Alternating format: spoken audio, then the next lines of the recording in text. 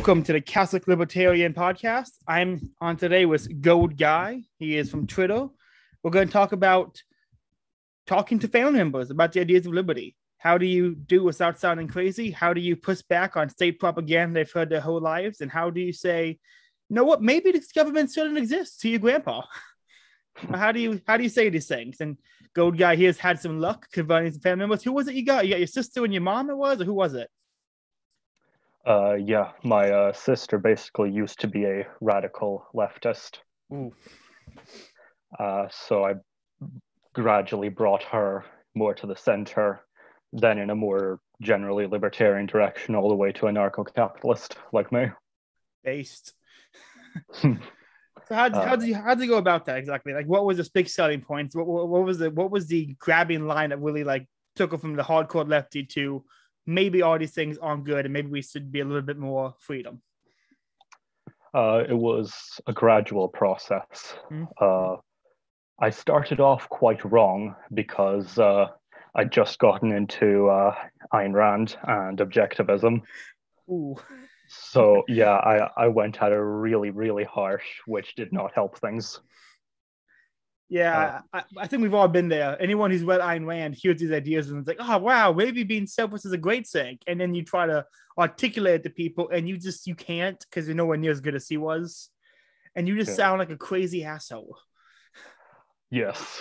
I mean, didn't help that I was an asshole, but I basically calmed down a bit later on and I realized that a lot of her views were built on a lot of anger and resentment because we were both going through some pretty serious issues at that point. So it was definitely the wrong approach to just assault her with, you are the sole person responsible for your life and it is utterly immoral to want to take anything from anyone else. Yeah, it kind of had the opposite effect because then she went over to... because she kind of defined her own positions in contradiction to mine because it was convenient, because I was just being an asshole. So I had to mature a bit. I eventually basically separated from pure Randian objectivism and went into a more holistic, general libertarian approach. So I decided to try to introduce it more gradually to my sister, like the issue of free speech. That was a big initial selling point because she'd go on about how people shouldn't be offensive and they shouldn't offend others. So my way in was to say, well, okay, but what if someone, by whatever definition, thinks that something that you say is offensive? That could be a problem. Do you want them to push you out of society and try to get to sick the government on you? I think, and as I start to be more diplomatic, that helped me get in. That is the entirely different approach than one I took. I was in a college class and they asked us to do a discussion post on free speech on college campus. And I looked through all of it. Everyone was saying basically a hardcore lefty saying about we shouldn't offend people. And this is the time when I was full blown like an Ayn Rand kind of person. And so I went into a discussion post and said, "Who are all you selfish pieces of shit that determine what I can't hear?" It didn't go over well. I had fun with it, but it was one of the more undiplomatic things I should have done. Instead of really prefaced it and tried to actually convince people not this and stalk them. Yeah, been there, done that. I mean, it also, with my sister specifically, economics then kind of played a role in it because she was on about redistributism and how keeping what you earn when other people don't have enough is selfish. So I worked into that with a moral and practical approach without, with the end goal of getting her to realize that the moral and the practical are actually the same. So for one, I laid down the basic concept of rational self-interest and how that drives innovation, profit creation, and how capitalism encourages people to serve their fellow man, to provide a good, proper, safe service in return for money, and how that means that they will want to benefit other people for their own benefit. Good move. So yeah, I've had on this my family is like, the only look I've had convincing people is there's a great, it's a Mencken quote, how do you say his name, about people don't want freedom, they want security. And given that that's so true for so many people, the only look I've had is showing them how dangerous the government actually is to people, how dangerous the cops are, the laws are, the partisans, the wars. Like, these pose actual threats. And so that's how I've ever made progress with people, is showing, hey, what's more dangerous, having yourself and your neighbors responsible for your safety, or having some monolithic government a couple of miles away deciding things for you. They don't really know your name. Yeah, that definitely helps. The decentralization argument actually is very important. Yeah. Which was, I wouldn't call this a Trojan horse. That sounds manipulative, but it's, you introduce one idea that eventually leads to another. I said, well, would you rather have the government of this country make laws for you, or say the European Union, because we're in the UK? And I made the case for decentralization in that case. And she said, okay, yeah, that's pretty based. I can see why a national government is more responsive and responsible than a supranational one. And then I said, okay, now what about regional governments? That's even closer. That's even further down. And it went all the way down to very local ones. And then, okay, why not the individual? What's that Eric July quote? Take self-ownership, take success all the way down to the individual. Like, that is, people, it's such a great idea. And it's, it only works though if someone's a status and you try to say self-ownership and all of success to the individual, they reject that entirely. But if you, like you said, start up top and slowly work your way down, they will follow you much better than they will if you just throw in line to the middle, fuck the state, fuck government, own your own self. They're like, ooh, no, that sounds dangerous. I don't want that. Ooh. It's so on economics, how would you go about convincing on economics? And if he's a lefty, he's probably, like you said, distributor, so that's really far left economically. What was your, besides the rational self-interest of individuals and the betterment of mankind through gradual wealth, did you convince you of anything else economic-wise, or did you kind of plant the seed and see go from around from there? I tested the waters, saw what got through to her. So the rational self-interest argument was the beginning of it. Then, if I remember correctly, I moved on to corruption. I drew on Atlas Shrugged a bit on that one. I said, okay, we can see very clearly these days cronyism going on. So what if we limit the power of the government to provide special favors to companies that do not have their consumers' best interests at heart, and we expose those privileged companies to actual market rules so that they have to provide a good service, they have to be ethical to make money? I got basically convinced her that government is actually what incentivizes treachery and fraud and monopolies.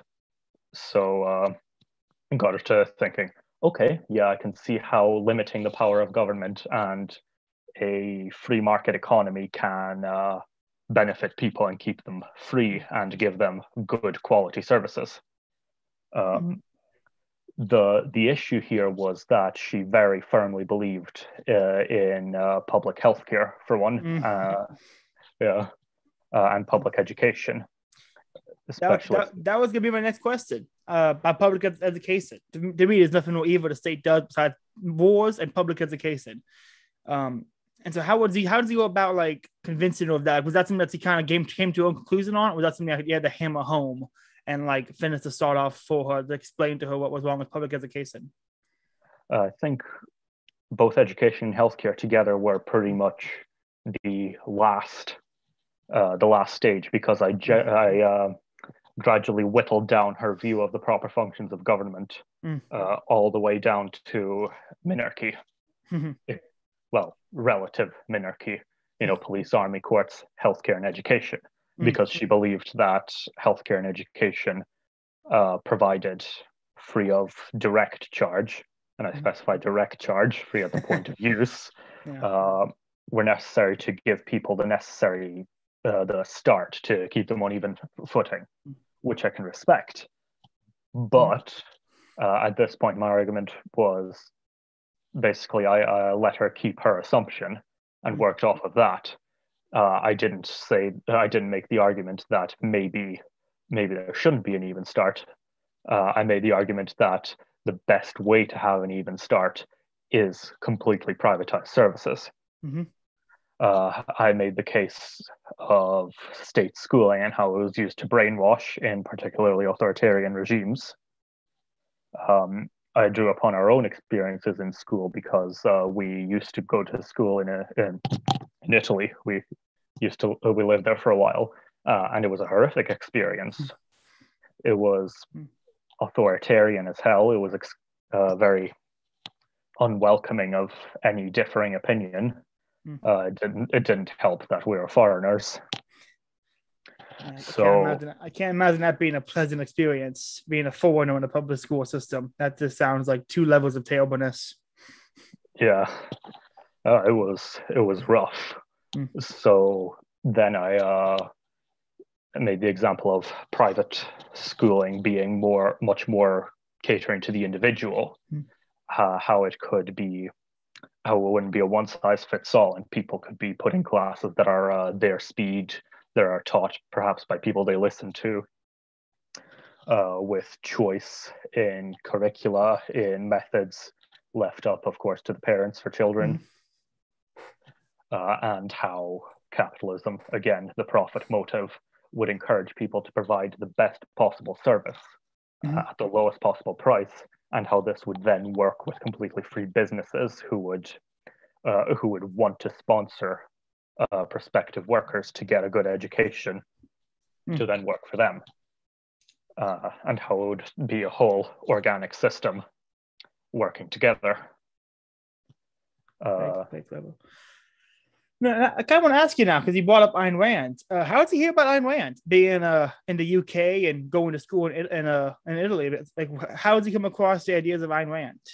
Because that's kind of curious now. That is actually a really funny story. Have you ever read Watchmen? I have. Big fan. Yeah. So the guy who wrote it, Alan Moore, I believe. Bad with names, but he's a raging leftist. Yeah. So I found Rorschach fascinating. I liked him. He was interesting. So I did a little bit of research into him and found out he was based on The Question, who was a Charlton comic character, and that Watchmen was originally supposed to feature the Charlton comic characters that DC had just acquired. But since the plan was to kill off a lot of them, Moore wasn't allowed to do that, so he made original characters based off of them. So I found out about The Question and how he was written by Steve Ditko, in the mold of an objectivist hero, based on the philosophy of a woman called Ayn Rand, who believed in a black and white philosophy. So I thought, that sounds interesting. Let's learn more. And before I knew it, I was down the rabbit hole with that one. I got Atlas Shrugged, and that was kind of it for old statist me. So people who find I find the people who find Ayn Rand through the comic book route, because there are people who've gone that route, like the similar route from Watchmen to Alan Moore to Steve Ditko to Question. Those people have a different how to put this. They aren't the people who read Ayn Rand either love or hate her. But I find people who come to it from the comic book route end up having that view of it. Like, he wasn't perfect, but what he did do, we enjoy. I find the comic people are much more what's the word? not rose-colored glasses, not black and white when it comes to Rand. They can actually look at her and be like, objectively look at objectivism and say, yep, there's some good things here, there's some bad things. You know, I mean, I owe a permanent intellectual debt to Ayn Rand. Mm-hmm. She absolutely helped shape me into the man I am today, and I am forever grateful. I just don't exactly agree with her on everything. Yeah. No, anyone who agrees with her on everything gets really crazy. I mean, I love the Yuan book, but anyone who agrees with Ayn Rand on everything, especially with you so anti-religious, it's such a religious cult. Mm-hmm. You know, the cult of Ayn Rand. It's very. Oh yeah, those people are crazy. In the Ayn Rand Institute specifically, there seems to be this worship of her and her writings and her precise ideas, which I think just defeats the core purpose of her philosophy, which is fantastically ironic, actually. Yeah. So now I got to ask you, Atlas Shrugged at a Fountainhead, what does he find more enjoyable? I will admit I never actually got to finish The Fountainhead because I got really busy with the first university before I dropped out, and now work, because I work 12-hour days and sometimes 60-hour weeks. So long days. Yeah. Well, whenever you get a chance to finish it, shoot me a text, because I'm on my second read through, and so I need someone to do a book club on it for my podcast. So if you ever want to come back on and talk Fountainhead, just shoot me a text. Oh yeah, I'd be into that. Yeah, Ayn Rand. I'm Catholic, and so when I bring up Ayn Rand to objectivist people as a Catholic, not great. When I bring up Ayn Rand to my Catholic friends, also not great. I bring up Ayn Rand to the anarchist friends, also not great. You know, so like as a Catholic anarchist who likes Rand, I'm like three things, and I have long hair, so I'm definitely a hippie. And so there's like 3 tiers of ways Ayn Rand would hate me. But I can't stop reading her. She is every time I read her, I'm always walking away just so impressed with everything she did. So wonderful. Yeah. So back to your sister. When it came to convincing her of you said she's basically ANCAP at this point. Yeah. What was the final straw? Was the final straw you said public schools and healthcare, or was there like anything after that, like police or anything? What was the final straw you had to convince her of, or actually convince herself of? So I got through to her most of the way on healthcare and education, but she was still a bit iffy on it. The final straw, funnily enough, was a Reddit argument. Because I know, right? Reddit.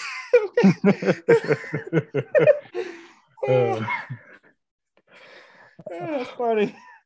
Yeah. Reddit. Actually doing something productive on Reddit. That's incredible. Yeah. She was arguing with I think it was some kind of some variation of communist who was actually quite a nice guy and quite open.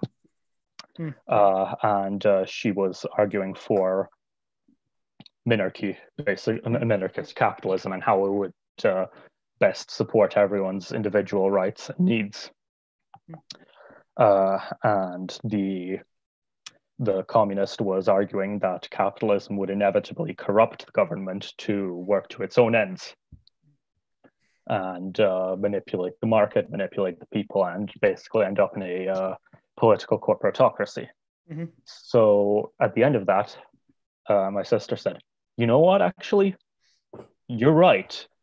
The state and capitalism cannot coexist. We need to get rid of the state. Based. That is a based way to confront that objection. Just to double it down and go, you're right. Forget the state. We just need the market. Based. That is. Oh, that's beautiful. The fact that a communist led us to the communist was the final straw on the ANCAP is just absolutely beautiful, and I love that. That was fun to hear. Yeah, it was. I will admit, I did actually loudly celebrate, saying, "Yes, finally!"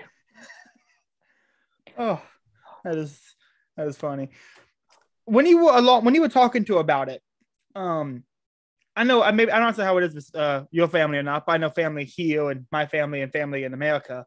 When we're arguing with politics, it's very easy for us to get stuck in that topic. And so if you bring it up over dinner, the rest of the night, it's that kind of discussing because no one wants to drop it. Do you have that similar problem with your family or families in the UK, or is that more or less just an American thing?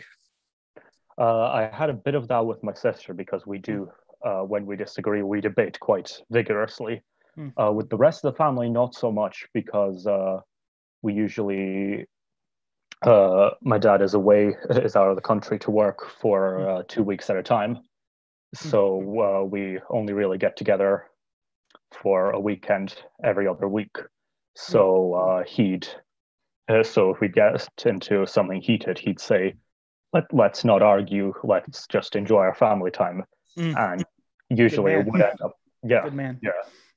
I did learn over time that, there's more important things to do than argue, especially when you're with your family. I mean, he just spent 2 weeks breaking his back working to provide for us. The least I can do is shut up about my politics. Yeah, that is good. I honestly, it was just more like that in American families because like an idiot at Thanksgiving last year, I cracked a political joke. Not even thinking anything of it. Like, what happened was one of my family members, who was a little racist, was saying things like, "We should just send all the black people who are thugs to the Middle East. There ain't no Jews are gonna put up with that." And I was like, "What? What is this?" I made the joke that you can't kill people here. They got to go kill children over there. Which just sparked the entire anti-war debate, which then led into every other conversation for the entire day. Oh Christ! Yeah, I had fun with it because I'm a masochist and I like to troll people. But my immediate family did not have fun with it. They hated it. So when you're having these kind of discussions, what would you say is a good when you're talking to sister? What was a tactic that can be used to cut the conversation at an end? Because if you're talking to someone and you're arguing about something, it gets more and more heated. You're gonna have the Ayn Rand Rothbard thing, where it's like even if they're right, they won't accept that they're right because they've been arguing about it too long now. So what would you say is a good tactic or maneuver someone could make to cut the conversation over and not end up in this Rand Rothbard situation? Basically, I'd say build bridges. Accept that they disagree, and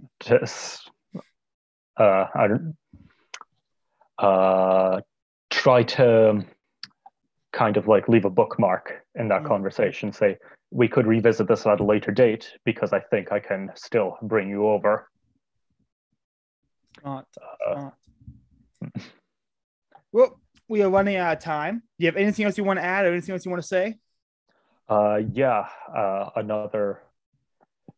My mother, I think, is an example of someone who I haven't brought over to, full-on libertarianism, but I've helped her question the omnipotence of the state and of the mob, especially because she's Russian. She was young during the time of the Soviet Union.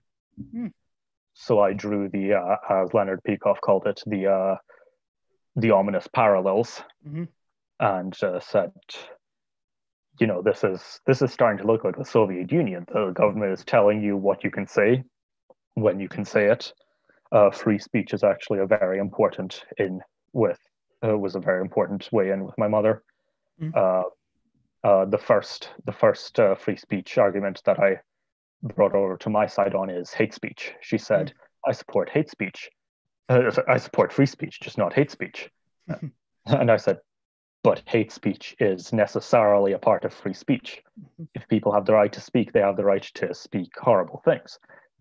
They're not free from social consequences, but they have the right to say them in the first place. And I led into the shutting down of non-popular alternative opinions, be they libertarian, conservative, or what. So I just made her, stop and think that maybe someone should not be deciding what is and isn't acceptable discourse for everyone else. which was a big help and led into other discussions about the limits and powers of government. Very then smart. I drove her crazy with the gold standard. Gold standard. Okay, well, do you have anything you want to plug? Anything? Oh, I forgot I wanted to say. The only luck I've had was my family, one of the moves that all helpful for Christians we're talking about is natural rights, God-given rights. At least in America, we're very tied to our Declaration of Independence and our Constitution of unalienable God-given rights. And when you say God-given rights, and the Christians, they believe there's a gift from God, and if the government's going to stand in way of God's gift, then that looks pretty bad. You're trying to stand in the way of God's gift to me. And so with Christians, the best tactic to prove is to show, hey, God wants to give you something, and these assholes in government are trying to stop you from getting it. Why does that make them? Yeah, I think it helps to show people how their own beliefs are incompatible with authoritarianism, and how libertarianism can end up helping them achieve what they want to at no cost to anyone else. I've done that with some tradcons on Twitter. I've got them talking about the idea of a narco-traditionalism. Yeah, pretty based. Traditionalist covenants. That sounds pretty bad. Honestly, I thought it'd be cool, but then they all started to sound like that Matt Erickson Kingpill dude. And I'm like, okay, what's progress? Anyway, well, we've run out of time. Do you have anything you want to plug? Do you want to plug your Twitter? Do you want to, anything like that? My Twitter is Gold Guy. My handle is, hold up, just bringing up my phone. Sorry. My handle is at goldguy04075912, which was randomly generated, and I just went with it because I didn't think I'd be on Twitter much. And I love people like that when they get those randomly generated numbers. They're like, I'm just gonna check on my family, and a year later, they're posting memes about tearing down the state, and it's like, oh, you got sucked in that rabbit hole of Twitter nonsense. That is amazing. Yeah. Follow the people I follow because they're all pretty based, and no libertarian under 1K. Beautiful. Well, guys, this has been a lot of fun. I'm Caleb. This is the Catholic Libertarian Podcast. Go read some books and have a good weekend.